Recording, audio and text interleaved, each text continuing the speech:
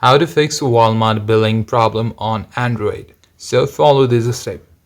In my region, Walmart is not available, so I'll show it Walmart seller application. It's the same steps. So first of all, what you're gonna do is hold on to the app and tap on the app info icon right over here. Scroll down, go to storage section and tap on clear cache and tap on clear data right over here. Tap on delete to confirm your decision. Then hold back and tap on force stop icon right over here. Tap on OK.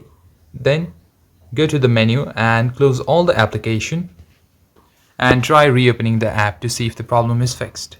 Now, strictly for payment problems, even a tiny typo in your billing address can cause a payment to decline.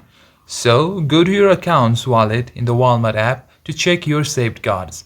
Make sure your billing address, your expiry date, and CVV are completely up to date and accurate.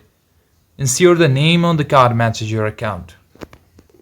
And what you can also do is head over to your Play Store, go to the search bar and type the Walmart app and search for it and see if any update is available or not. Running an outdated version of the app can cause technical checkout errors.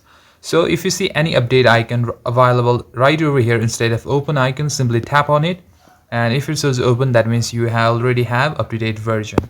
And for future use, tap on this vertical line and tap on this enable auto update icon so you don't have to manually do this again. And also try running from a web browser if it doesn't work from your application. If none of these steps work, then the final thing that you can do is contacting your bank. Because your bank may be blocking the transaction, call your card issuer and ask if they are flagging Walmart transaction or if you have reached a spending limit. And that's it, guys. Thank you for watching this video. In this way, you can solve the problem. If you're having any problem, then comment down below.